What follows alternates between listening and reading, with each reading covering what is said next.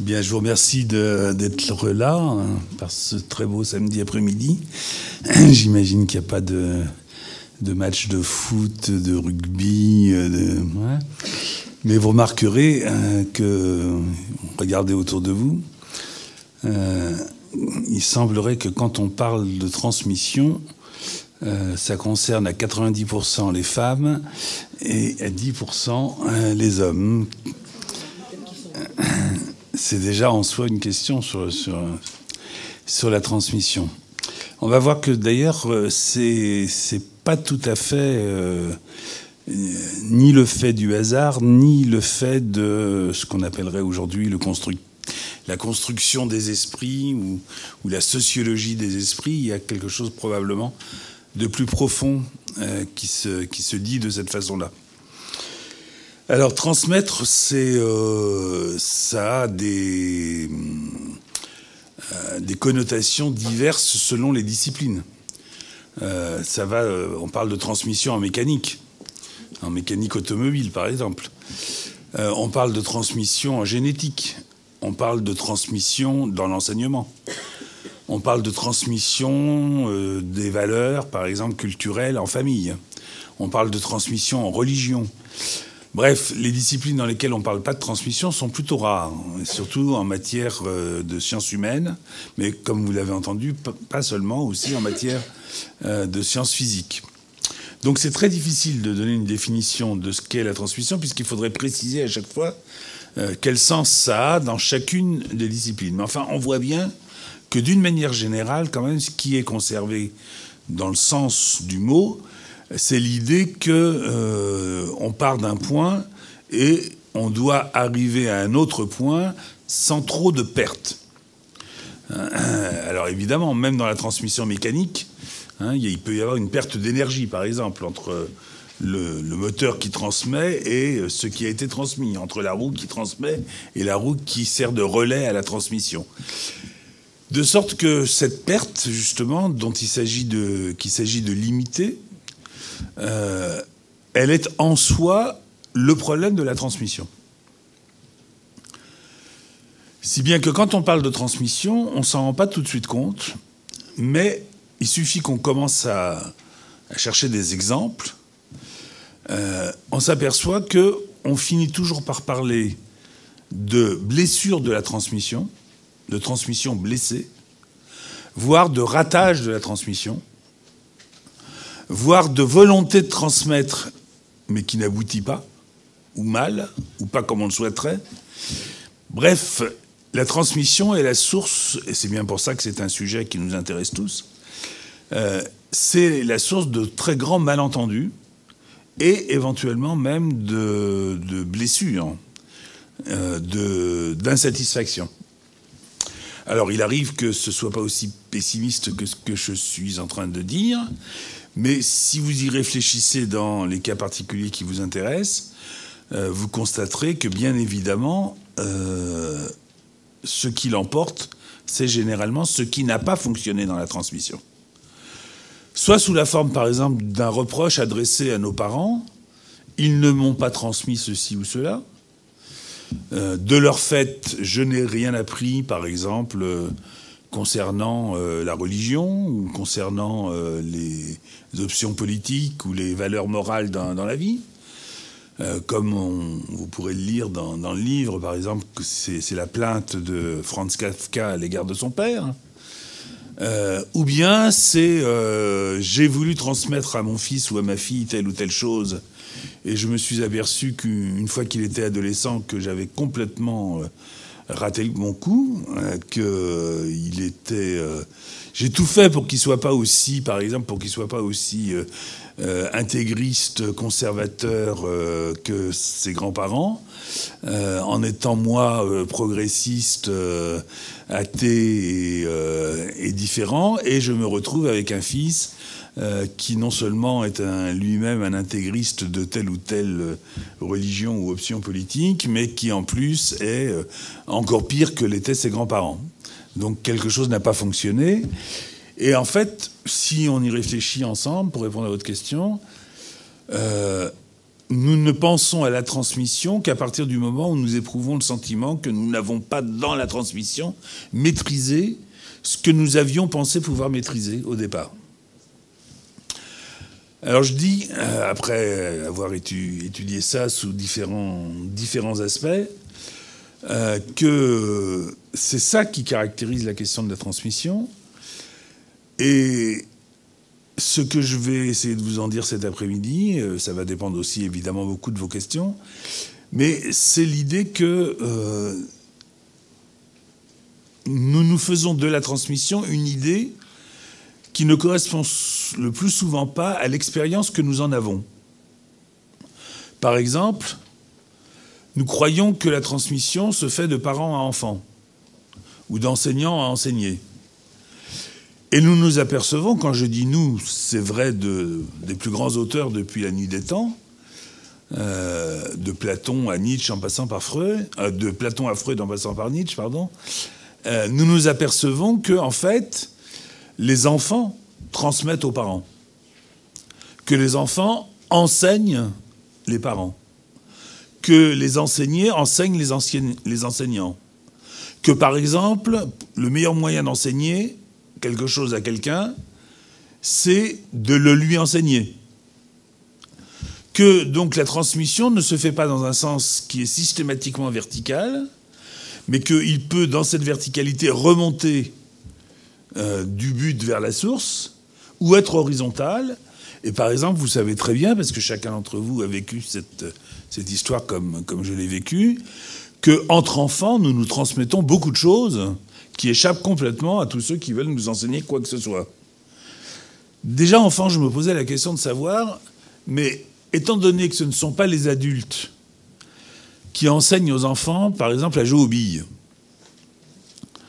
comment se fait la transmission des règles du jeu de billes? Parce que pour ce qu'on appelle les jeux de société, ça va, c'est clair. Soit c'est écrit, il y a un règlement, soit c'est les parents ou les frères aînés qui l'enseignent en famille. Mais il y a toutes sortes de choses qui se passent dans les cours de récréation qui ne relèvent pas d'une transmission voulue. Jouer à la marelle, par exemple. Jouer aux billes, jouer aux osselets.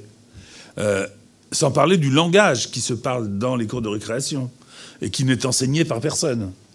Et où donc la transmission se fait de façon soit complètement horizontale, soit quasi horizontale. C'est-à-dire que ce sont les plus anciens d'un an, quelquefois, simplement, ou de quelques mois, qui enseignent aux plus jeunes. Donc je me suis rendu compte que, en fait, la transmission, c'est beaucoup plus complexe qu'on l'imagine, et qu'en plus, pour nourrir la complexité un petit peu plus, il y a toutes les choses qu'on se transmet à soi-même. Il y a beaucoup de choses que nous savons parce que nous nous les sommes transmises, et il y a aussi beaucoup de choses que nous ne savons pas parce que nous avons refusé ce qui nous était transmis. Et donc, à l'égard de la transmission, on n'est pas complètement asservi, on n'est pas servile. Certains le sont, évidemment, mais globalement, nous avons le choix. C'est-à-dire qu'on nous transmet des choses, ou plus exactement, nous croyons que nous avons le choix. Pour une part, c'est vrai, pour une part, ça ne l'est pas. On nous transmet des choses, on peut les refuser. Et quand on les refuse, ou quand on croit qu'on les a refusées, il se trouve que bien que croyant les avoir refusées, on les a quand même transmises. Vous avez peut-être un exemple, justement, particulier, oh oui. Une anecdote par rapport à quelque chose qu'on ne souhaitait pas transmettre? L'exemple que j'ai à peine esquissé tout à l'heure, c'est-à-dire une famille ultra-religieuse à une génération A, à la génération B, c'est-à-dire celle qui suit, les parents de la génération C se rencontrent justement sur le fait que ils veulent jeter aux orties l'enseignement, en l'occurrence religieux catholique, qu'ils ont reçu. Et donc ils ont un accord là-dessus, ils s'entendent sur ce point, et ils se mettent d'accord sur le fait que eux, ils n'imposeront pas à leurs enfants la religion. Dans son aspect le plus le plus intégriste possible. Et puis effectivement, ils font un enseignement à leur enfant qui est débarrassé, croit-il, de tout désir de transmettre le catéchisme, disons, pour aller vite. Bon. Et puis arrive la troisième génération, donc celle qui reçoit les effets de ce refus de transmettre, là. Et à la troisième génération, une des personnes de la troisième génération se retrouve sur mon divan. Et elle a été élevée dans le cadre du communisme, vous savez, de ce communisme des années 50 qui a donné lieu à ce film extraordinaire qui s'appelle « Tout le monde n'a pas la chance d'avoir des parents communistes ». Donc un communisme, pas un communisme, j'allais dire pas un communisme politique, mais c'était au sens d'un pas un communisme détaché des affects, un communisme vécu de l'intérieur, un communisme généreux qui croit à ce qu'il met en place et qui n'est pas simplement un simple désir politicien de gagner des voix ou des parts de marché politique. Bon. Eh bien, élevé dans ces convictions qui sont des convictions de partage, d'égalité, de fraternité, etc. La personne qui arrive sur mon divan croit que, ça y est, à sa génération, tout le fatras de ce qui a été jusque-là aliénant, au sens la religion c'est l'opium du peuple, n'est-ce pas ? Donc tout ce qui a été transmis de ce côté-là, ça y est, elle a élevé un mur et qu'il n'en est plus question. Voilà qu'elle a un enfant. Et que... alors les prénoms que je vais donner sont totalement au hasard, évidemment, puisque je ne peux pas trahir le secret professionnel. Mais enfin, bon, elle a un enfant et elle l'appelle, par exemple, Joseph. Et quand je lui poserai la question de savoir pourquoi elle l'appelle Joseph, elle me dira que, par exemple... Ne prenez pas au pied de la lettre ce que je suis en train de vous dire. Elle dira, c'est comme Joseph Staline, quoi. Bon. C'est-à-dire, c'est pas comme Joseph de Jésus-Marie-Joseph. Non, c'est comme Joseph Staline. Sauf qu'elle, elle s'appelle Pascal. Alors, évidemment, dans sa tête, c'est comme Pascal Obispo, mais non, c'est quand même Pascal. Bon. Et puis, elle a épousé un monsieur qui s'appelle Christian. Et quand elle fait la somme comme ça des choses dont elle a cru jusque-là que c'était pour des raisons qui n'avaient rien à voir avec ce qui avait été justement refusé comme héritage dans sa famille, quand elle en fait la somme, elle s'aperçoit que quand même il y a une forme d'imprégnation de ce que dans notre langage de psychanalyste on appelle les signifiants, c'est-à-dire des mots qui ont une valeur, une intensité psychique particulière. Elle s'aperçoit que quand même elle est marquée un peu plus qu'elle le pensait une fois passée la rationalisation de la mauvaise foi, à tous les termes, tous les sens du mot mauvaise foi d'ailleurs.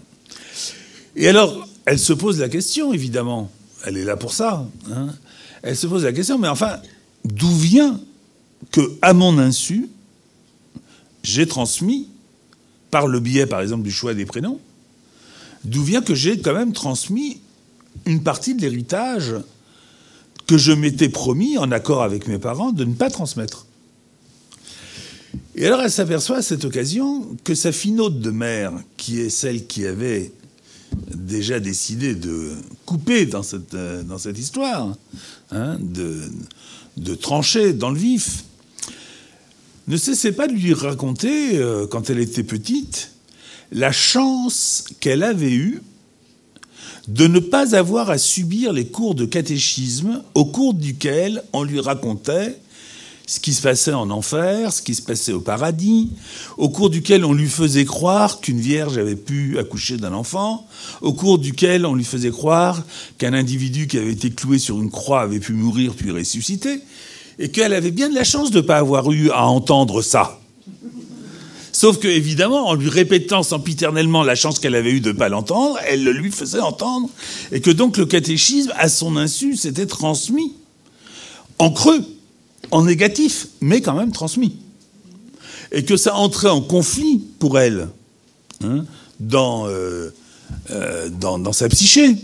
entre ce à quoi sa mère disait qu'elle avait eu la chance d'en réchapper, ce qui étaient ses convictions actuelles, et le fait que, d'une certaine manière, à son insu, sans l'avoir voulu, ce qu'elle transmettait, c'était exactement ce que sa mère avait décidé de ne pas transmettre. Alors, si vous y réfléchissez, ne serait-ce que quelques secondes, vous allez voir que vous êtes tous marqués par des histoires de cette nature. On l'est tous, forcément, puisque c'est une des façons dont les choses se transmettent. C'est-à-dire qu'il existe dans notre psyché une instance que Freud a élaborée comme ça, qu'il a appelée le surmoi. C'est cette instance qui nous ordonne de faire des choses à notre insu, de les dire d'une certaine façon, d'en jouir d'une certaine façon à notre insu. Et Freud disait, ce surmoi inconscient, c'est lui qui transmet. Mais il transmet au surmoi. Si bien qu'une grande partie de la transmission nous échappe complètement. Une grande partie de la transmission se fait d'inconscient à inconscient, si vous voulez. Et puis de temps en temps, comme tout ce qui relève de l'inconscient, de temps en temps, pouf, c'est comme une bulle de savon qui remonte à la surface. Tout d'un coup, paf, ça éclate. Et puis on s'aperçoit qu'on était le passeur de quelque chose dont on n'avait même pas imaginé qu'on était en train de le passer. Un peu comme en génétique, si vous voulez, où il y a des gènes qui sont actifs et d'autres qui sont récessifs, et où pendant plusieurs générations, vous pouvez très bien transmettre, par exemple, le gène des yeux bleus à des enfants qui, sur plusieurs générations, auront des yeux noirs, et puis tout d'un coup, à la 5e génération, paf, voilà, il a les yeux bleus. Et on se demande d'où ça vient. Mais je dirais que dans le psychisme, c'est un peu comme ça, pour faire image, comme dans la génétique. On transmet des choses, mais on ne sait pas qu'on les transmet. Et comment on les transmet?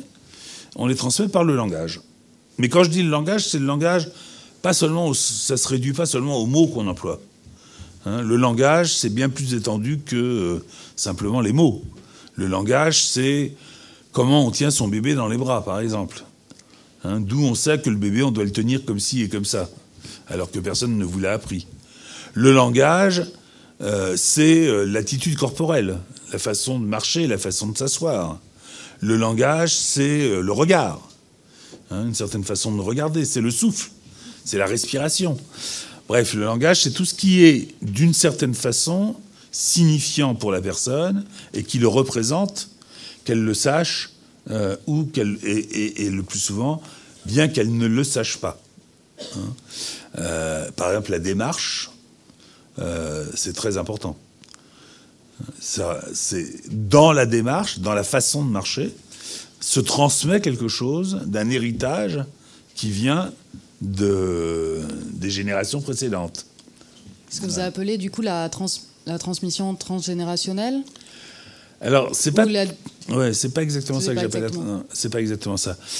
Ce que j'appelle la transmission transgénérationnelle, qui est un truc dont on parle beaucoup, c'est un peu à la mode. Ça relève d'une discipline récente qui constate que dans certains cas, des choses se sont transmises d'une génération à l'autre parce que, justement, le poids de ces choses était totalement inconscient, et à l'insu de ceux qui transmettent, des passeurs donc, des événements traumatiques vécus par les générations précédentes avaient produit leur effet même sur ceux qui n'avaient pas vécu ces événements. Bon, vous voyez à quoi je peux faire allusion, par exemple. Par exemple, à la guerre, aux événements vécus pendant la guerre, pendant les guerres, que ce soit 14-18, 39-45, la guerre d'Algérie, le Vietnam, etc. Il y a des personnes qui ont vécu ces événements-là et qui ne les ont pas racontés. Ou qui les ont racontés à leur manière, plus ou moins bien. Et il se trouve que, en racontant pas, ou en racontant de façon plus ou moins boiteuse, ils transmettent, à leur insu, ils transmettent une histoire qui s'inscrit dans le corps. Dans le corps de ceux qui viennent derrière. Par exemple, ils transmettent une blessure. Alors, les blessures, ça peut être des blessures à l'âme, mais ça peut être aussi des blessures bien réelles dans le corps, hein, qui font que, par exemple, tel ou tel enfant, à 9-10 ans, sans aucune raison physique ou physiologique, va se trouver atteint de telle ou telle maladie. Par exemple, d'anorexie. Et quand on remontera le cours de son histoire, on retrouvera soit un vécu concentrationnaire de la part de quelqu'un qui pourrait être le père ou le grand-père ou l'arrière-grand-père ou l'arrière-grand-mère, ou bien une boiterie quelconque, enfin bon, peu importe, un symptôme en tout cas, qui ne s'explique pas par l'histoire vécue de la personne, mais qui s'explique par le fait que cette personne a en quelque sorte incorporé, intériorisé, une histoire qui n'a pas de narration, pour laquelle il n'y a pas de narration, pour laquelle il n'y a pas de récit, mais qui se raconte par lui à travers son corps. C'est souvent le cas du fait qu'une partie de la vérité, pour des raisons qui sont très différentes d'une personne à une autre, d'une famille à une autre, d'un groupe social à un autre, cette histoire n'a pas pu se raconter. Elle était soit rejetée avant même d'avoir été racontée, soit vécue comme honteuse, soit tout simplement silencieuse parce qu'elle était porteuse de douleurs trop vives, et que celui qui aurait pu la raconter a fait l'économie de cette souffrance. Mais aussi celui qui aurait pu l'entendre a fait l'économie de poser des questions. Donc, le transgénérationnel consiste à remonter le cours de l'histoire généalogique de quelqu'un et à trouver les nœuds dans cette histoire, quand il y en a, au détour, par exemple, du fait que dans l'arbre généalogique, tout d'un coup, il y a une contradiction. Il y a un absent ou une absente de l'arbre généalogique. Il y a un personnage dont on a toujours cru qu'il avait vécu à telle époque, alors qu'en fait, non, il avait vécu. On découvre, par exemple, que, on l'a vu pour quelques personnes célèbres aujourd'hui, par exemple, que telle personne qui croyait avoir été élevée par sa mère, par exemple, avait été élevée par sa sœur. Que tel autre qui croyait qu'il était le fils de telle personne était en fait le petit-fils de sa grand-mère, etc., etc. Donc on découvre par là quelques tricheries, quelques accommodements, quelques bricolages de la généalogie. Mais quand j'en parle dans le livre, c'est pour contester le côté systématique de ce genre de recherche, parce que on voit bien que dans certaines fratries, et dans la plupart des fratries d'ailleurs, certains vont prendre en charge ce que j'appelle les défauts de la transmission ou les défauts de la généalogie, et d'autres, au contraire, non seulement ne le prendront pas en charge dans leur histoire connue et inconnue, mais en plus contesteront à celui qui le prend en charge le droit de s'intéresser à cette partie de l'histoire qui jusque-là a été méconnue. Et un autre, un autre exemple ou quelque chose qui m'avait assez marqué dans la lecture du livre, c'est par rapport à votre découverte aussi du livre des pères. Est-ce que vous pourriez nous en parler, parce que c'est un document finalement assez intéressant. Ouais. Bah, je peux en parler puisque je l'ai rendu public en l'écrivant. Donc, l'histoire, c'est le fait que... je vais essayer de la reprendre un peu différemment de la façon dont je la raconte dans le livre, mais un jour, une amie, qui est une amie qui travaille chez Albin Michel, me signale un livre qui vient d'être publié par la maison d'édition, qui s'appelle « Le livre des pères ». Et elle me dit, lis ça, ça va t'intéresser. En plus, c'est une histoire hongroise, et il se trouve que j'appartiens à une famille qui est hongroise. Tu vas voir, c'est une saga qui raconte l'histoire sur plusieurs siècles, l'histoire d'une famille et de ses souffrances, mais aussi de ses joies, dans des périodes troublées. P-E-R-E-S.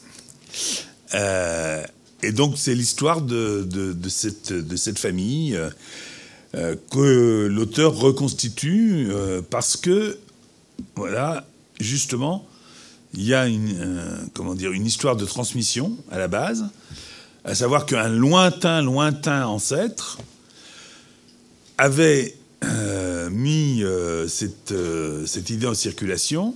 Le premier-né de chaque génération, au premier-né de chaque génération, serait donné un cahier sur lequel il écrirait les épisodes majeurs de sa vie, s'il le souhaitait et autant qu'il le souhaitait. Mais l'idée était que de génération en génération, l'aîné fasse l'acquisition de ce cahier, et ce cahier va donc permettre de savoir comment l'histoire s'est déroulée du XVIe siècle à peu près à nos jours. Et donc on a comme ça, génération après génération, des récits qui sont plus ou moins longs, selon les aînés justement, mais qui nous racontent un peu quelle était la vie d'une famille qui au départ n'est pas une famille juive, mais qui, à la suite de diverses conversions, va devenir une famille juive en Hongrie, donc sous le règne de l'Autriche-Hongrie, puis sous la lutte pour l'indépendance, puis ensuite sous le régime soviétique, enfin d'abord le régime nazi ou néo-nazi, et puis le régime soviétique. Et donc, évidemment, mon amie, quand elle m'a proposé de lire ce livre, sachant que je travaillais sur la transmission, m'a dit, tu vas voir, c'est vraiment extraordinaire. Je lis ça, et effectivement, je trouve que d'abord, c'est très bien écrit. C'est-à-dire qu'on a envie d'en savoir toujours un peu plus. On s'aperçoit que, à lire ça, que les horreurs que nous prêtons au Moyen-Âge, à la Renaissance, etc., à côté de celles qu'ont vécues directement nos parents, nos grands-parents, nos arrière-grands-parents, c'était plutôt la fête foraine, que quand on a atteint le pire, il y a toujours à la génération d'après encore pire. Et donc, comme rien ne nous est épargné, c'est vraiment très instructif, même d'une certaine façon, de s'intéresser à cette histoire. Et puis, il y a une particularité qui m'énerve. Parce que le livre a l'air très rationnel, très historique, mais je me pose la question de savoir pourquoi l'auteur a eu besoin d'inventer que les aînés, en plus de recevoir ce cahier, héritent de génération en génération. Pourquoi ils héritent d'un don particulier qui est celui de pouvoir, une fois dans leur vie, apercevoir ce qu'ils vont vivre à un moment donné dans le futur. Un don de voyance, comme ça, qui, effectivement, à chaque génération, est avéré. C'est-à-dire qu'à chaque génération, l'aîné a une vision, alors qui peut être au court terme ou au long terme, mais une vision qui lui permet, comme ça, de savoir que quelque chose va se passer qui concerne sa vie ou son entourage. Et je me dis, mais pourquoi avoir introduit cet élément mystico-crétin dans cette histoire qui, au contraire, se tenait particulièrement bien jusque-là? Et je lis un peu la biographie de l'auteur, et je vois que c'est un Hongrois émigré aux États-Unis. Et je me dis, ben voilà, ça y est, c'est l'influence américaine, il faut vendre, donc voilà, il a ajouté ça. Et puis, passé ce moment de mauvaise humeur, j'ai un réflexe de psychanalyste, et je me dis, mais oui, mais pourquoi ça m'énerve autant? Parce que j'étais vraiment énervé. Et à ce moment-là, pas tout de suite, mais enfin, après un certain travail, je m'aperçois que, en fait, ce qu'il décrit, moi étant l'aîné de ma fratrie, ce qu'il décrit, je l'ai vécu. C'est-à-dire qu'à un certain âge, à 11 ans, je me suis dit, à 17 ans, il m'arrivera telle et telle chose. Telle et telle chose n'étant pas anodin, c'était, à partir de 17 ans, je vivrais de façon adulte, autonome, sur tous les plans. Économique, amoureux, affectif, tout ce que vous voulez. Et comme j'avais 11-12 ans au moment où j'ai pensé ça, in petto, secrètement. Je l'ai dit à personne. J'ai dit, bon ben voilà, il me reste 6 ans à tirer, je vais me mettre entre parenthèses. Et j'attends d'avoir 17 ans. Et effectivement, à 17 ans, il se produit un événement considérable dans ma vie, à savoir que, à ce moment-là, à l'époque la majorité était à 21 ans, à ce moment-là, mes parents décident d'émigrer à l'étranger et partent avec mes 2 frères. Et je me retrouve seul à devoir me prendre en charge comme je l'avais fantasmé à 11 ans ou 12 ans. C'est-à-dire que ma vie commence vraiment au sens où il faut que je travaille. Comme je ne peux pas rester complètement tout seul, il faut que je trouve une âme sœur. Et ma vie, au sens où je l'avais d'une certaine façon fantasmé, ma vie commence. Et je me dis, mais d'où ça vient ? Comment cette idée m'est venue ? Parce que vous entendez bien que dans ce que je suis en train de vous raconter, ce n'est pas moi qui, à 17 ans, décide de faire quelque chose. Où j'aurais pu me dire, bon, ben voilà, j'avais dit que je le ferais à 17 ans, je l'ai fait à 17 ans. Non, c'est un événement extérieur qui me tombe dessus et que j'avais, d'une certaine façon, prévu, d'une façon aussi magique que dans le livre des pères, dont vous trouverez les références dans le bouquin, là. Et donc, c'est totalement incompréhensible. Sauf que, à partir du moment où je commence à analyser cette histoire, je me rends compte que mon père est né en 1917, que 17 ans après, donc 1934, je l'ai su quelques mois avant sa mort, 17 ans après, il décide de quitter ses parents. Il est en Transylvanie, comme ça, et il en a marre de cette famille de dingue. Mais tout ça, il ne me le raconte pas. Le point important, c'est quand même de savoir qu'il ne m'en dit rien, ni à moi, ni à qui que ce soit. Parce que sinon, évidemment, ça serait trop facile. Je ne le sais pas. Je ne sais rien et personne autour de moi en sait quoi que ce soit. Ce sera reconstitué après sa mort, tout ça. Donc 17 ans après, en 1934, il quitte ses parents. J'insiste sur le fait, je ne le sais pas. 17 ans après, faites le calcul, on est en 1951, et entre-temps, il y a eu la guerre. Pendant la guerre, comme il est juif hongrois, je n'ai pas besoin de vous faire un dessin, sa vie n'a pas été particulièrement facile, d'autant que la totalité de sa famille a été exterminée, et qu'il est le seul survivant. Mais en 1951, la guerre est passée par là, donc on pourrait dire, voilà, le destin l'a bousculé, les choses ont changé, il s'est passé quelque chose. Non, en 1951, il a un fils, aîné, donc moi. 17 ans après, comme je viens de vous le raconter, il s'en va. Il prend sa femme, ses enfants cadets sous le bras, et hop, il s'en va. Et puis 17 ans après encore, donc il est à l'étranger, 17 ans après, il revient et il meurt. Donc il y a une espèce de cycle, comme ça, tout à fait bizarre, qui correspond complètement à mon fantasme d'enfant, qui s'est passé dans le silence, et où quelque chose s'est transmis, je dirais, à l'insu de tout le monde. Car s'il était là, et que je lui pose la question, il serait le premier étonné de ce cycle. Moi, je l'ai vécu, mais à mon insu. Je me rendais compte de rien. Et quant à mon entourage, une partie d'ailleurs est là, ils y ont vu que du feu. Donc la transmission, c'est ça aussi. C'est que bien des choses sont transcendantes. Ce qui ne veut pas dire qu'elles sont dépourvues d'effets.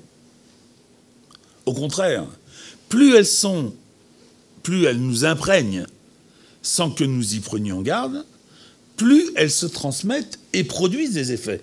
Parce que le problème, c'est pas juste de dire « Ah oui, la transmission, ok, bon, très bien ». Non, c'est les effets que ça produit. Et ces effets, évidemment, ils sont incalculables, on ne peut pas savoir.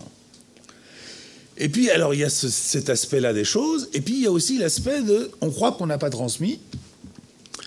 Et ça, c'est un exemple qui n'est pas dans le livre, que je vais vous donner. Et on a transmis quand même. Mais on ne le sait pas. Ou plus exactement, on ne veut pas le reconnaître. Alors, je vous donne un exemple clinique, comme on dit, rapide. Imaginez une personne, une dame, très grande dame, faisant un métier très, très respecté et très respectable, et appartenant à ce qu'on appelle la haute bourgeoisie protestante. Élevée dans le protestantisme, donc avec elle est haut fonctionnaire, au service de l'État, élevée au... Vous me direz aujourd'hui, ça ne veut pas dire grand-chose, mais enfin bon, quand même. Pour elle, en tout cas, ça signifie quelque chose. Et avec des valeurs très protestantes. Et elle a une fille.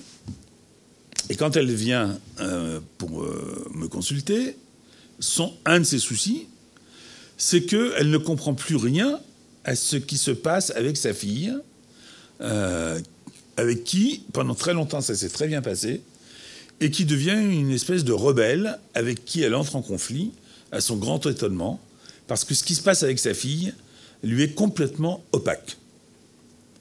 Alors qu'est-ce qui se passe ?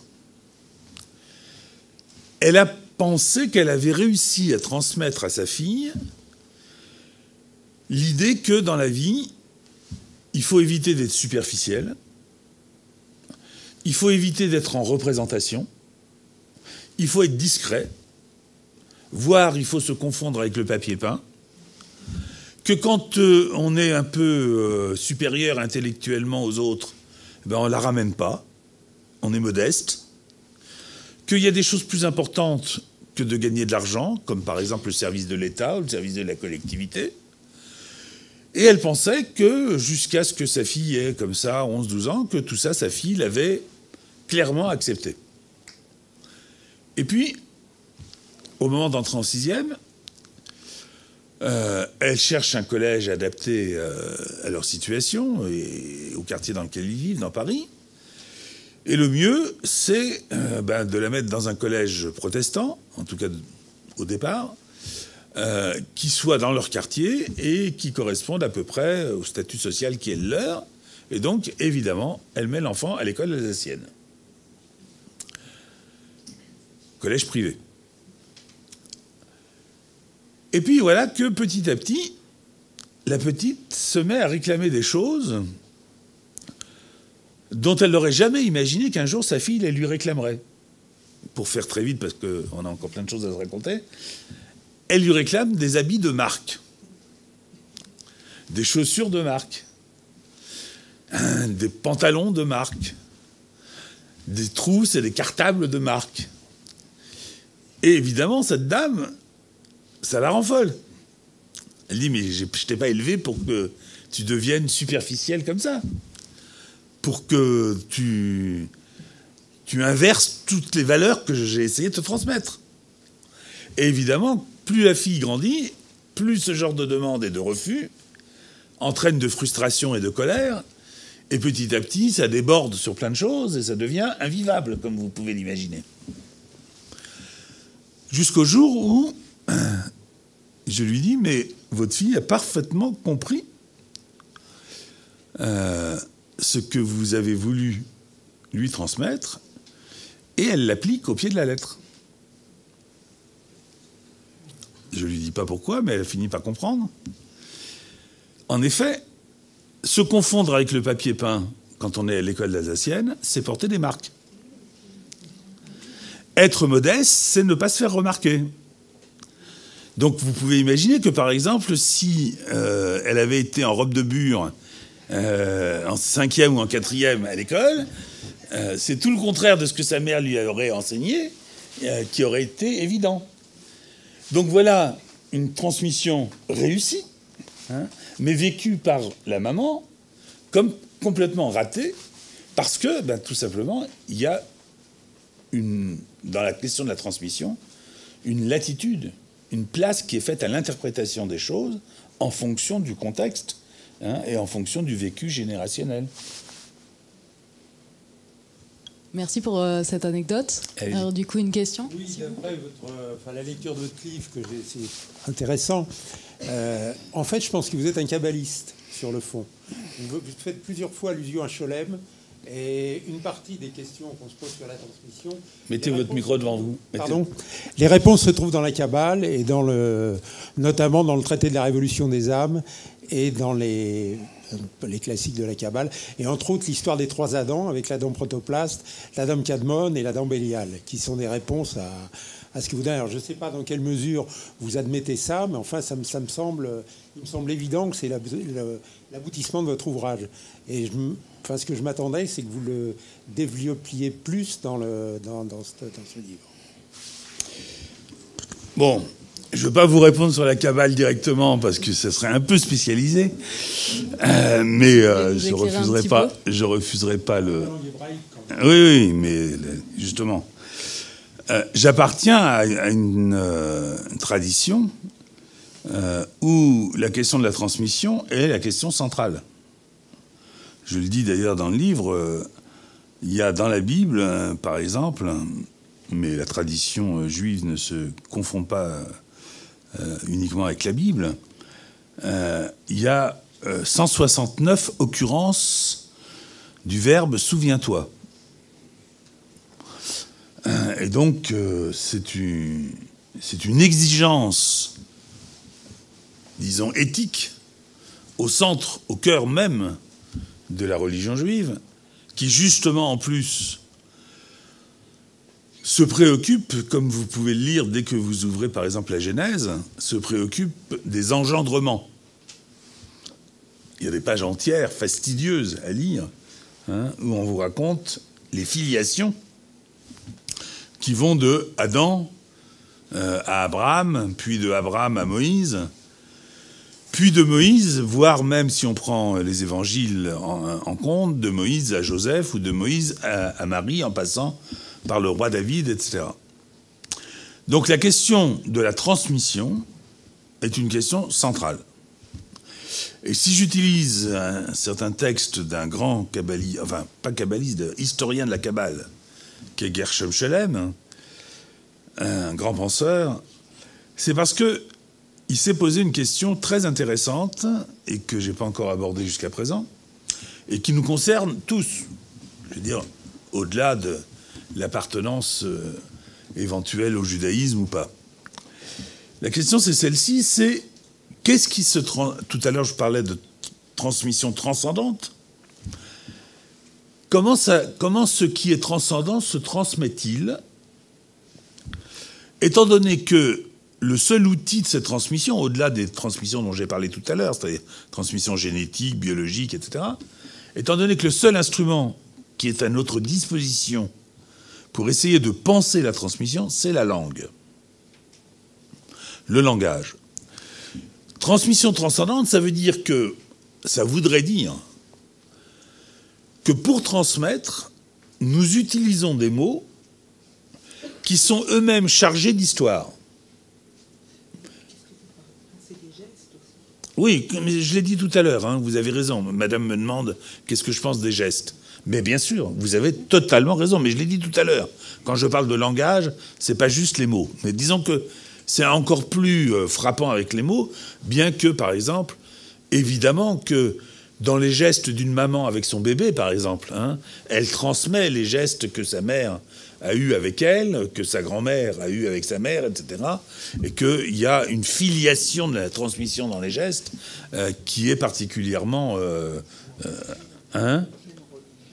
Oui, mais alors, on y reviendra peut-être tout à l'heure, c'est encore autre chose. En religion, c'est toute la question du rituel.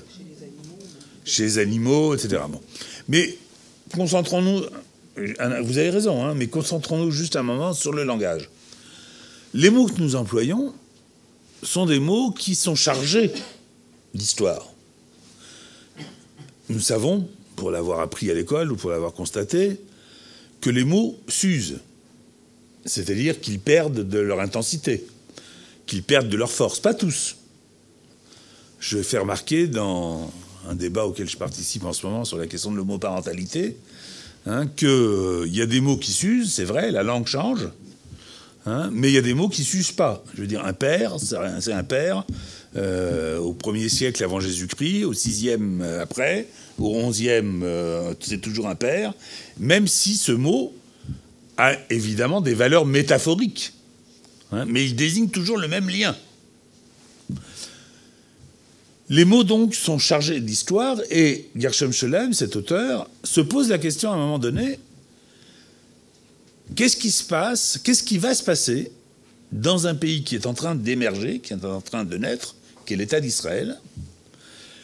Qu'est-ce qui va se passer dès lors que la langue hébraïque, l'hébreu, qui jusque-là est une langue qui n'a jamais été parlée par personne, mais qui est utilisée comme langue sacrée pour la prière, pour l'étude, qu'est-ce qui va se passer dès lors que cette langue va devenir profane?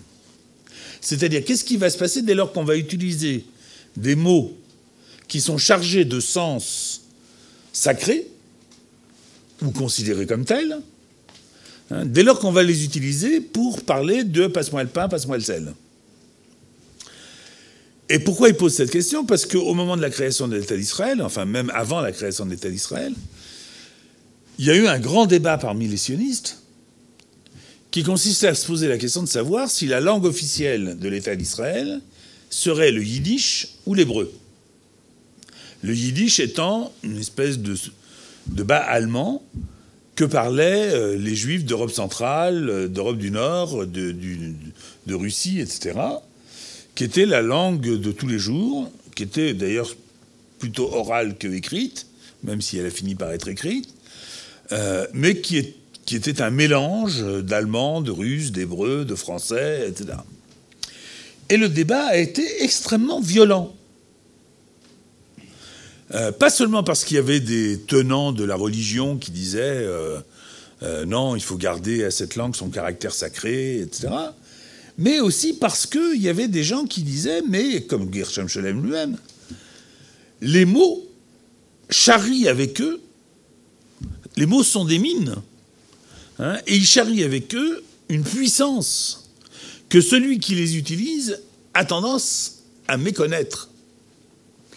Et donc, si on méconnaît trop, si on ne veut rien savoir de la puissance des mots à partir de leur histoire, eh bien, ça risque de nous exploser au visage, hein, et ça aura des conséquences que Gershom Scholem essayait d'évaluer, mais dont il disait ça risque d'être purement et simplement catastrophique.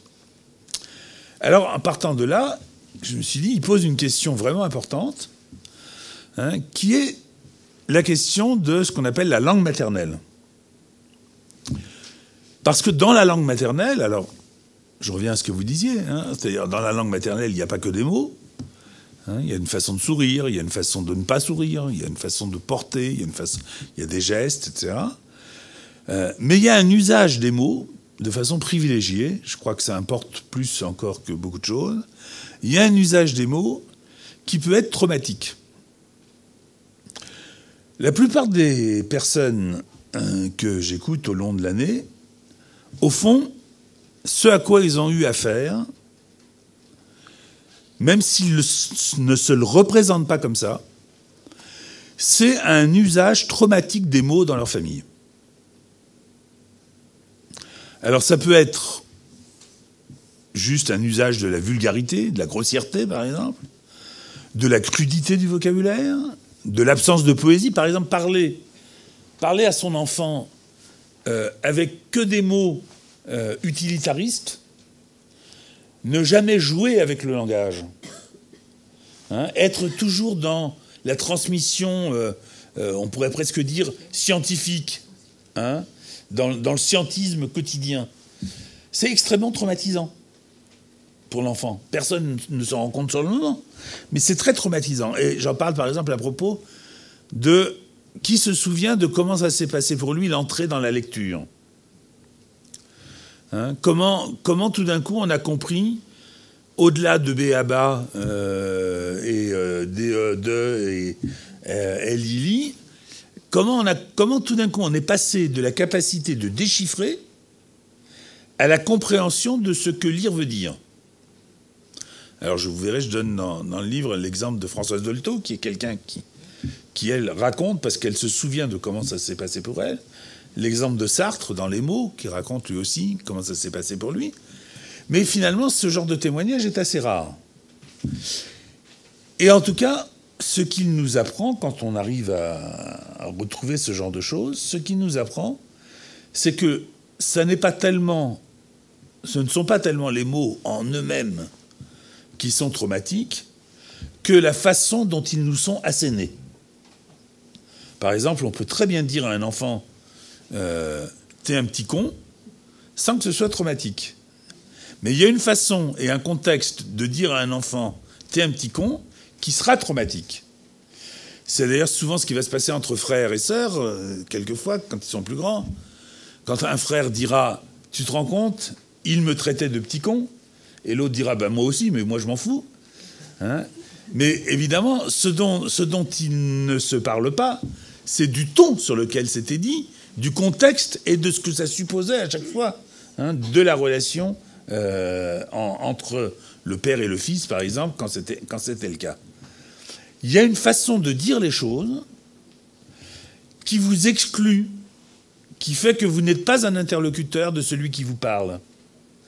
Il y a une façon de tordre la grammaire qui n'est audible que à celui qui est concerné, mais l'autre à côté ne l'entend pas. Donc, par exemple, vous aurez les plus grandes difficultés à faire croire, à faire entendre que vous avez été exclu dans la famille, alors que tout le monde pense qu'au contraire, vous étiez inclus comme les autres. Mais ça tient à des petites nuances à peine repérables, qui sont des nuances que seuls peuvent comprendre l'interlocuteur et, je dirais, l'interlocuté. Comment ? Le ressenti, mais c'est pas un ressenti qui tombe du ciel, c'est un ressenti qui n'est perceptible qu'à partir d'infinies nuances de la langue. Ces infinies nuances qu'on va retrouver dans la poésie, justement. La poésie jouant sur ces nuances, mettant en scène ces nuances. Oui ? Alors, attendez. Et à ce niveau-là, on est au niveau de l'inconscient ou pas ? Oui, les deux. Il y a des choses qu'on perçoit, surtout d'ailleurs après qu'on ait commencé à y réfléchir sérieusement.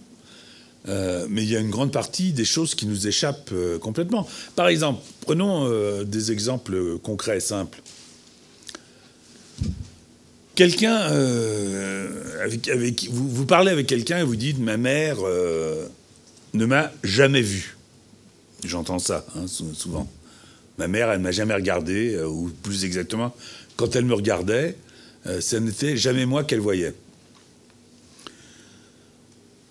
Si vous êtes un ami de la famille et que vous entendez la jeune fille dire ça, vous êtes tenté de lui répondre, si vous n'êtes pas capable d'écouter ce qu'on vous dit et de le prendre pour ce qu'on vous dit, vous vous dites, c'est pas ce que j'ai constaté. Ouais, tu psychotes. Parce que moi, j'ai toujours vu ta mère être attentive à ce qui t'arrivait. Bon.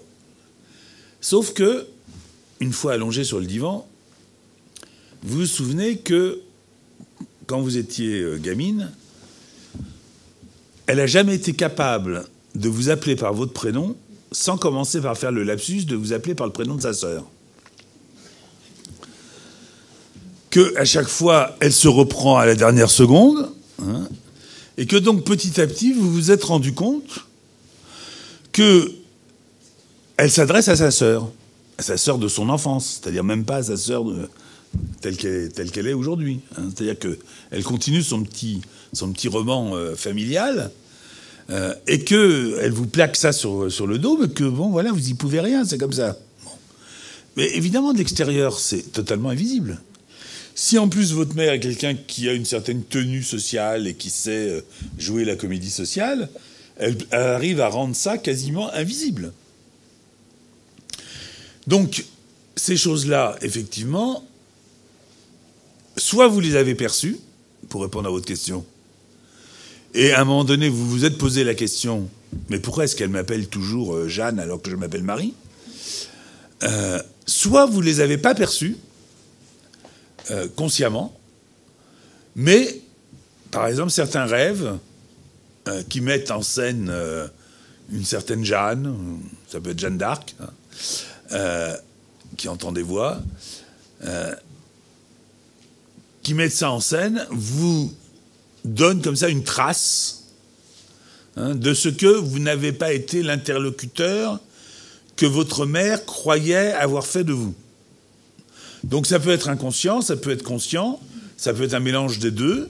C'est-à-dire vous en prenez pas, c'est conscient, mais vous ne prenez pas la mesure, vraiment la mesure importante que ça a eu pour vous. Et puis le jour où vous vous rendez compte de l'importance que ça a eu dans le rapport que vous aviez avec votre mère, tout d'un coup, il y a des tas de choses qui viennent avec, et qui expliquent certains comportements, certains refus, ou au contraire certains cadeaux, ou certains dires. Et que voilà, c'est par là que aussi les choses se transmettent. Bref, pour finir de répondre à la question sur la Kabbale, on va laisser d'autres personnes poser des questions, et après, si vous voulez, on reviendra à vous. Je terminerai juste pour dire ce que le judaïsme nous apprend aussi sur la question de la transmission. C'est que la responsabilité de la transmission, parce que la question de la transmission, c'est la question de la responsabilité de ce qui est transmis ou de ce qui ne l'est pas, n'est pas le seul fait des parents et des enseignants. Le judaïsme nous apprend qu'il y a ce qui se transmet, donc de maître à élève, de parent à enfant, mais il y a aussi ce que l'enfant demande qu'on lui transmette. Et le judaïsme nous apprend que l'enfant a une responsabilité dès lors qu'il ne pose pas de questions, dès lors qu'il ne fait pas état de ce qu'il ne sait pas et qu'il aimerait savoir. C'est-à-dire, c'est trop simple de dire oh ben je sais rien sur ce qui est arrivé à mon père ou à ma mère, il en a jamais parlé. Mais est-ce que vous l'avez interrogé? Est-ce que vous vous êtes dit ça serait intéressant qu'il me raconte? Ou est-ce que vous vous êtes raconté des histoires du genre ça le ferait trop souffrir de raconter cette période de sa vie, ou bien ce serait trop douloureux à entendre, qui sont des histoires que vous pouvez vous raconter, qui seront dans certains cas sur le moment légitimes. Mais le problème dans les questions qu'on pose, c'est pas qu'on pose ou qu'on pose pas de questions, c'est comment on les pose. C'est la forme que ça prend. Je vais vous donner un exemple, deux exemples, un tiré du rituel religieux et un tiré de la clinique. Dans le rituel religieux de la fête de Pâques, qui vient d'avoir lieu là pour les Juifs et pour les chrétiens, mais ça n'a pas le même sens pour les uns et les autres, il y a ce qu'on appelle la lecture de la Haggadah. C'est-à-dire que le soir de la fête des Pâques, la famille se réunit et on lit en famille le livre qui raconte ce pourquoi on est réunis, c'est-à-dire la sortie d'Égypte. À un moment donné de ce récit, il est prévu qu'un enfant pose la question de savoir pourquoi on est réunis. Et il doit poser la question, étant le plus jeune, il doit poser la question à celui qui dirige la cérémonie. Mais tout de suite après, il est fait état de 4 enfants posant cette question de savoir pourquoi on se réunit. Et s'il est fait état de ces 4 enfants, c'est parce que ces 4 enfants se distinguent par la façon différente qu'ils ont, l'un et l'autre, de poser la question. Par exemple, il y a celui qui dira « En quoi cette nuit, pourquoi cette nuit a-t-elle été instituée pour vous ?» C'est pourquoi vous vous sentez obligé de faire ce rituel. Alors le texte dit, à celui-là, dans la mesure où il pose la question de cette manière-là, répondez-lui, oui, ça a été institué pour nous et pas pour toi. Parce que dans sa manière même de poser la question, il s'exclut. un peu comme un journaliste, si vous voulez, hein, qui vient, qui pose des questions sur l'état de votre famille, ou l'état de votre nation, ou l'état de votre groupe, mais qui se pose comme étant extérieur. À celui qui posera la question, d'une façon, au contraire, plus collective, disons. Hein. Pourquoi ces lois nous ont-elles été instituées? Pourquoi ont-elles été posées pour nous? À celui-là, répond en lui racontant l'histoire de la sortie d'Égypte. Et puis le quatrième, je passe sur les détails parce que ça serait trop long, mais vous trouverez ça dans le livre. Le quatrième enfant, c'est celui à propos de qui il est dit, il y a celui qui ne sait pas poser de questions. C'est-à-dire qu'on prévoit aussi le cas de l'enfant qui ne sait pas poser de questions. Pour toutes sortes de raisons, on peut imaginer, timidité, tout ce que vous voulez. Voire même éventuellement débilité. Et alors, à propos de celui-là, il est dit, ben voilà, tu vas aller au-devant de la question qu'il ne pose pas. Mais seulement pour celui-là. Parce que c'est le seul qui n'est pas responsable du fait qu'il ne pose pas de questions. Ça en fait 1 sur 4, ça fait 25% des enfants seulement. Alors, l'exemple clinique, que je résume très, très vite. Je dis exemple clinique, mais j'ai horreur de ce genre d'expression. Enfin bon, c'est juste pour me faire comprendre. C'est un jeune homme qui ne sait pas qui est son père. Et quand il vient me trouver, sa question, c'est de savoir comment je pourrais faire pour savoir qui est mon père. Et ça le trouble tellement de ne pas savoir que, je dirais les choses comme ça, il devient extrêmement persécutant avec sa mère, ne cessant pas de lui dire « Dis-moi qui est mon père ». Par ailleurs, je dirais que ce garçon, qui pourtant a été privé de père dès la naissance, et chez qui c'est devenu une question lancinante, il n'est pas plus anormal que, j'allais dire que vous et moi, disons que moi. Hein. Il va ni mieux ni moins mal, il a un boulot, il a une vie amoureuse chaotique, mais voilà, comme tout le monde. Je me dis, finalement, dans un premier temps, en tout cas, je me dis, ne pas savoir qui est son père, c'est peut-être une chance. Mais lui, il ne le vit pas du tout comme ça. Lui, son truc, c'est « Je veux que ma mère me dise qui est mon père ». Et je sens bien que ça commence à tourner vinaigre dans la famille. Et qu'il est en train non seulement de ne pas avoir de père, mais il est en train de préparer les choses de telle manière qu'il bientôt il n'aura plus de mère non plus. Donc je lui suggère un jour, je lui dis « Mais peut-être que vous ne posez pas la bonne question. »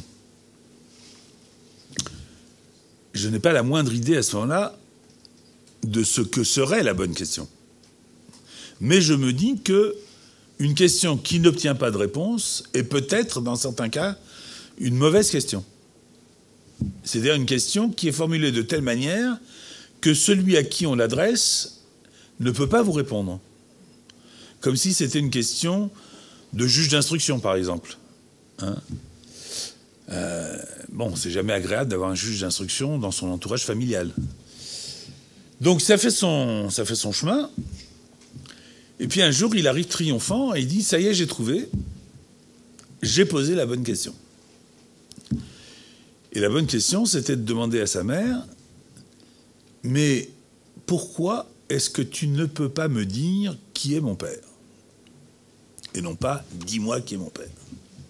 À quoi sa mère lui répond, en larmes évidemment, vous pouvez imaginer, « Je ne peux pas te le dire parce que quand ton père a appris que j'étais enceinte de ses œuvres, il m'a fait promettre que jamais je ne révélerai à personne ni à toi qui il était. »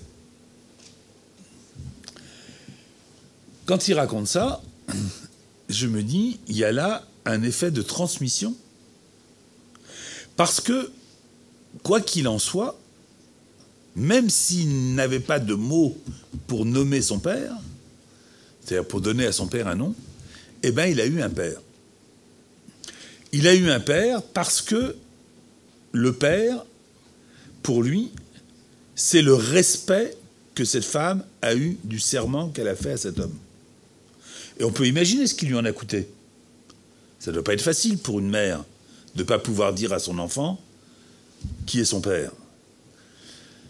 Mais le seul fait de respecter ce serment rendait existant, même en creux, le père. Ce qui prouve bien d'ailleurs que le père n'a pas besoin d'être une figure pater familias, l'autorité, machin, etc. Vraiment tous les trucs qu'on dit aujourd'hui, celui qui punit, celui qui transmet la loi. Non, la loi, c'est juste d'avoir respecté le serment. C'est ça, la loi. Et ça a donné un père, c'est-à-dire que ça a fait effet de transmission. Et beaucoup plus que je ne pouvais l'imaginer. Car il se trouve que justement, ce jeune homme, après qu'il ait eu cette réponse, eh bien, il s'est trouvé qu'il s'est aperçu, parce qu'il a fini par savoir qui était son père quand même, il s'est aperçu que, tout en disant qu'il ne savait rien, et de fait on ne lui avait rien dit, il faisait exactement le même parcours professionnel et syndical que son père, dans une boîte rivale de celle de son père. Et il en a été évidemment complètement sidéré. La perte du nom, ça intéresse quelques... Oh, on n'est pas très nombreux à être intéressés par ça. Ça intéresse les vieux. Parce que quand on commence à perdre la mémoire, ça commence par la perte des noms. C'est curieux. Quand vous commencez à perdre la mémoire, que la mémoire fout le camp, vous vous demandez pas comment on appelle ce truc-là. Ah oui, c'est une table. Mais par contre, vous rencontrez quelqu'un et vous dites, merde, mais comment il s'appelle? Même si c'est quelqu'un que vous avez vu la veille, l'avant-veille, etc. Vous voulez raconter un film, vous cherchez le nom d'un acteur que vous avez toujours connu. Puis tout d'un coup, paf, ce nom vous échappe. Il y a là une grande question. Pourquoi? Une grande question d'autant plus importante que, à ma connaissance, mais évidemment je peux me tromper, comme je ne connais pas toute la littérature scientifique internationale sur le sujet, en neurologie et en psychanalyse, mais enfin, pour l'instant, personne ne s'est sérieusement posé la question, encore une fois, à ma connaissance, de savoir pourquoi, quand on commence à perdre la mémoire, ça commence par les noms. Et c'est universel, hein.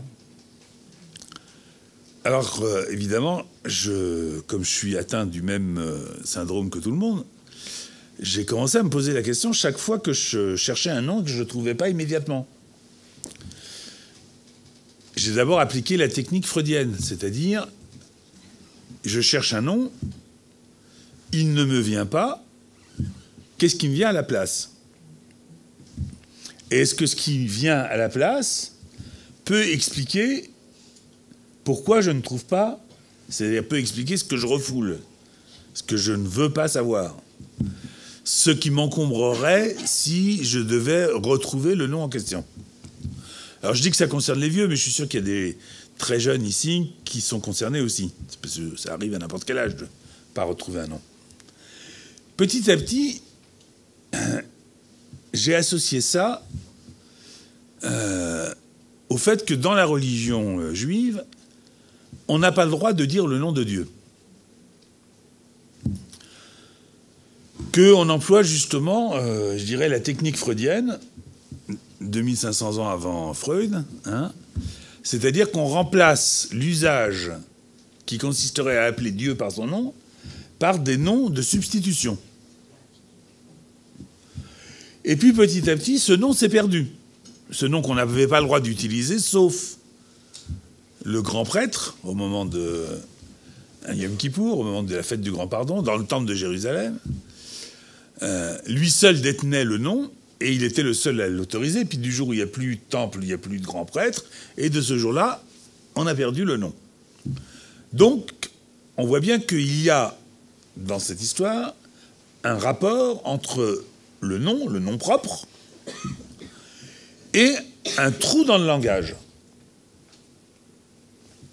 Le nom, d'une certaine manière, on pourrait dire fait trou. Alors, en réfléchissant à ça, Je me suis dit donc c'est un rapport avec le sacré, avec l'innommable, l'irreprésentable. Surtout l'irreprésentable. Et qu'est-ce qu'on ne peut pas se représenter? Qu'est-ce qui n'est pas à la portée de notre représentation?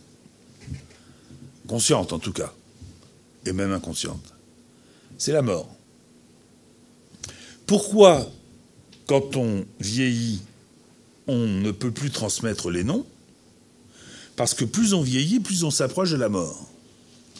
Et quand on est mort, qu'est-ce qui nous reste? Qu'est-ce qui reste de nous? Notre nom sur une tombe. C'est tout. C'est-à-dire que plus on s'approche de la mort, plus on s'approche de la seule chose qui va rester de nous, un nom. Sans parler de l'affection que nos proches nous portent, n'est-ce pas? Mais concrètement, il restera juste un nom, dans le meilleur des cas. Bon.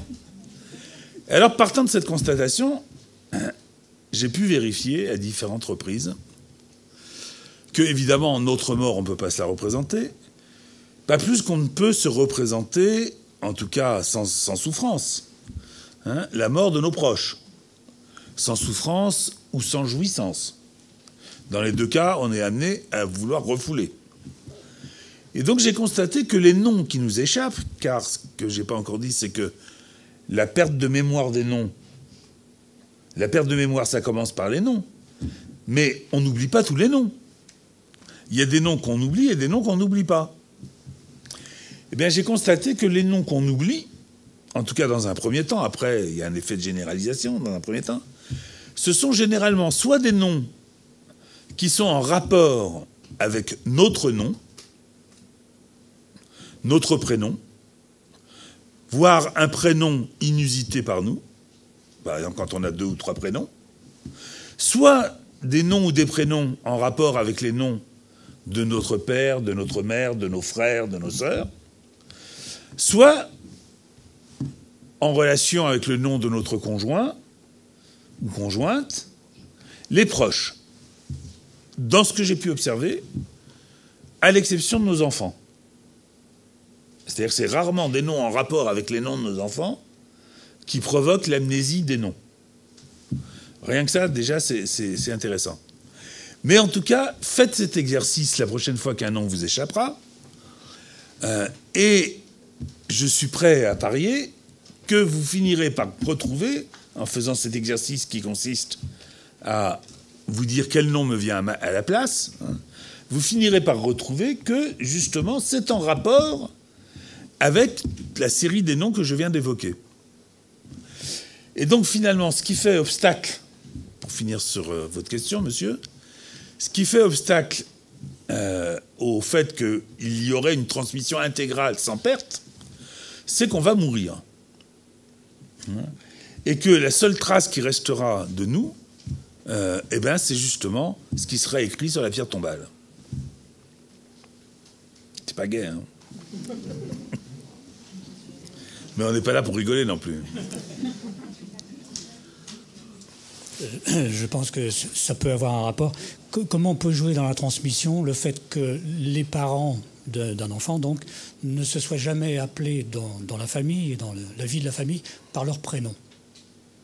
C'est-à-dire que les prénoms des 2 parents n'ont jamais été utilisés pour s'interpeller l'un l'autre. C'est-à-dire, ils s'appellent comment? Papa, maman, par exemple? Ils ne s'appelaient pas du tout, en fait. C'est-à-dire, ils commençaient leur phrase, une demande ou autre, directement par la phrase. Ah oui. Donc c'est un effacement. C'est quoi? Un effacement. C'est un effacement, oui, c'est ça. Alors, bon, je ne sais pas, parce que c'est un cas un peu particulier. Je ne peux qu'imaginer des effets. Donc, voilà, ça serait juste mon imagination. Donc je vais vous répondre de façon un peu plus théorique.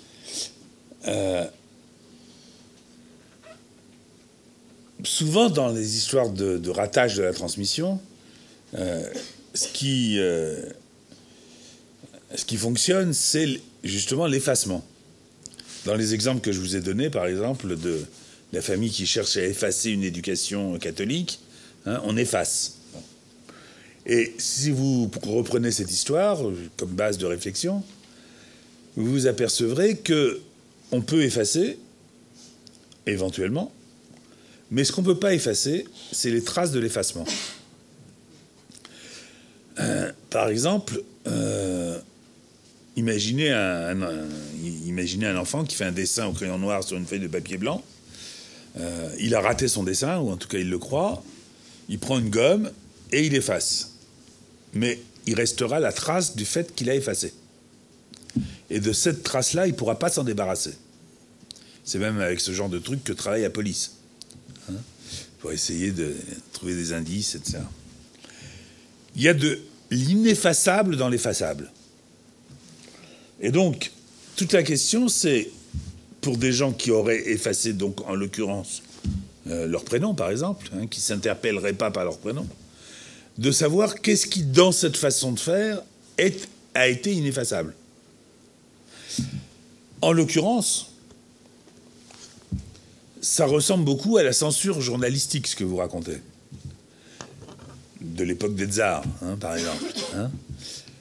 Comment ils faisaient en Russie, c'est un exemple que donne Freud, comment ils faisaient en Russie quand ils voulaient censurer un journal,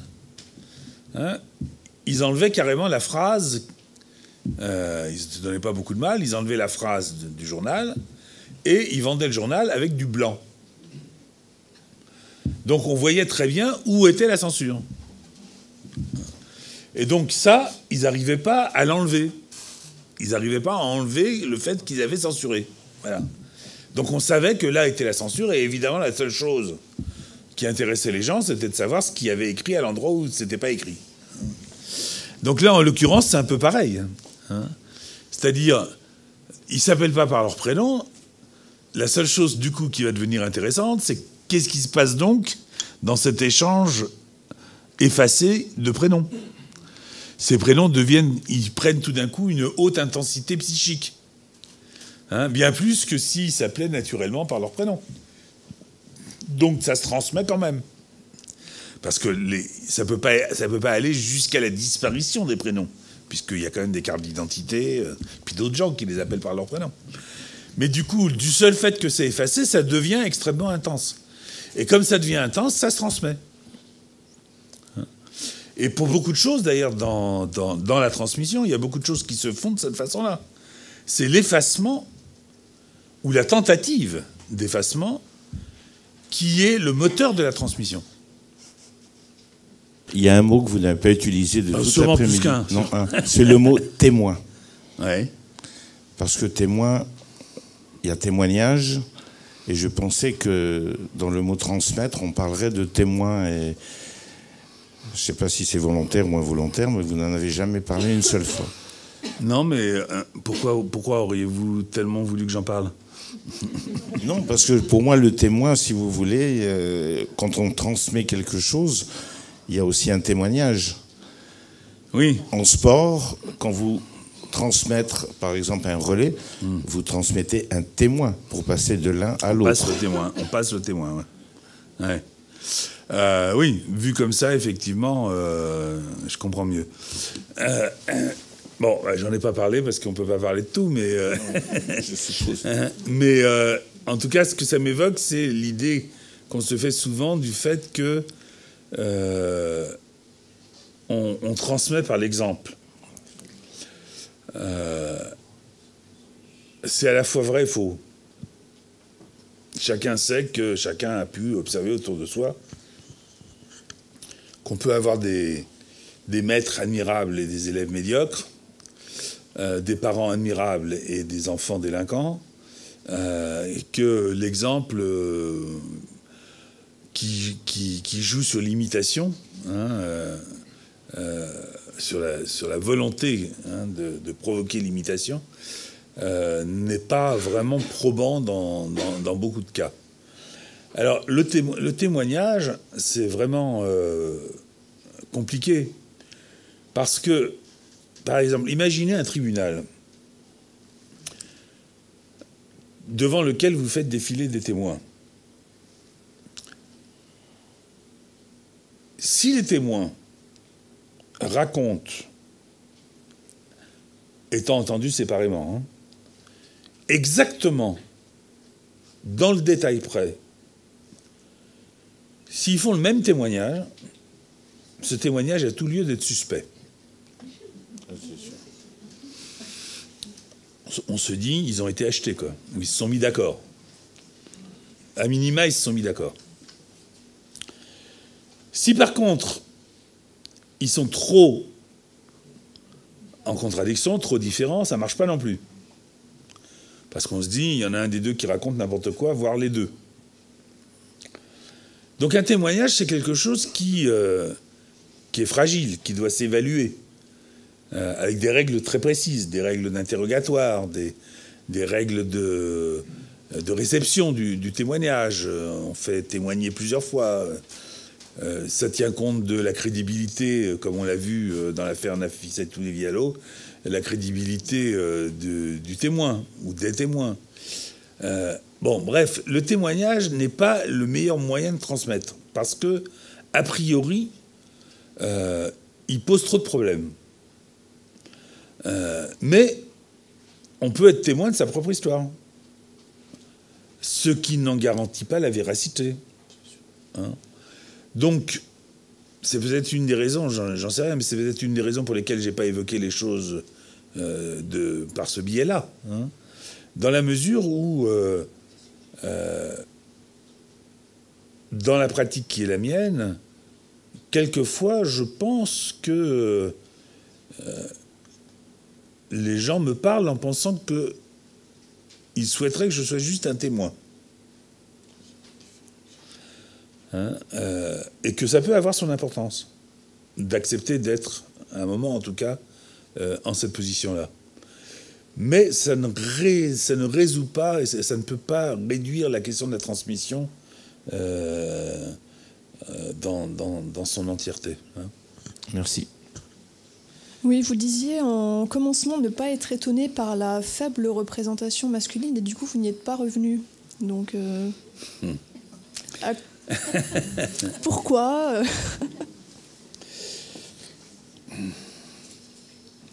Vous savez peut-être que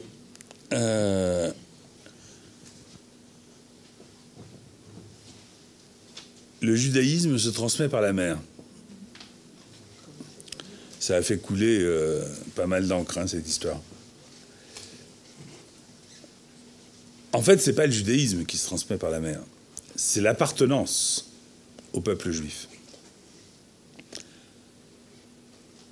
Est-ce que le judaïsme, je prends ça comme métaphore, hein, évidemment, est-ce que le judaïsme se transmet par le père? On serait tenté de dire oui. Le judaïsme au sens du corpus de savoir que ça peut représenter. Hein, la Bible, le Talmud, la Kabbale, tous les enseignements, etc. Eh bien non. Le judaïsme en tant que corpus de savoir, ça se transmet, soit on se le transmet soi-même, selon des règles bien définies, soit ça se transmet par le maître. Donc on a trois figures. La mère, le père, dont on se demande un peu à quoi il sert, et le maître. Mais le savoir, ça va très loin, hein, parce que par exemple, à un moment donné, dans le Talmud, on pose la question, si vous croisez dans la rue, vous êtes un jeune homme, vous croisez dans la rue votre père et votre maître qui marchent ensemble, et puis vous voyez qu'ils portent tous les deux un fardeau qui est beaucoup trop lourd pour leur âge, lequel des deux devez-vous soulager d'abord? Et le Talmud répond, d'abord soulager votre maître. Donc, vous voyez, ça va assez loin. Alors tout ça répond à quoi? Ou de quoi? Du fait que ce que transmet, enfin l'angoisse devant la transmission, hein, ce que transmettent les hommes relève beaucoup plus, je pense, de la conscience, c'est-à-dire est moins problématisé, j'ai pas dit pas, moins problématisé, que ce qui se transmet par la mère. D'autant que le père est soulagé d'une partie de la transmission par le maître, justement. C'est-à-dire par tout ce à quoi le père ouvre la voie. c'est-à-dire, je disais ironiquement à quoi il va servir le père, ben, il sert à créer les conditions d'accès justement au maître. Au maître à prendre au sens large, c'est-à-dire le monde, hein, l'extérieur. Mais il est là comme passeur, juste comme passeur. D'ailleurs, c'est assez marrant parce que Ivri, qui désigne les Hébreux en hébreu, ça veut dire justement passeur.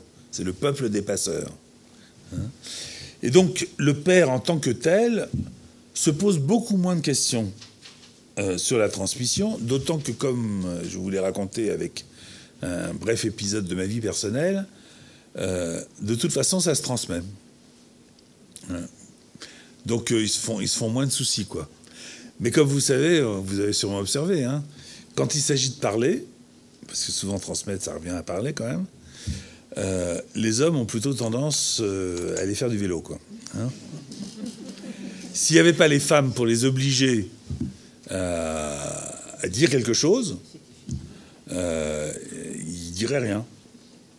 En fait, c'est juste une petite chose qui me préoccupe par rapport à quand vous avez parlé du fait que que les gens qui meurent ne va rester que le nous.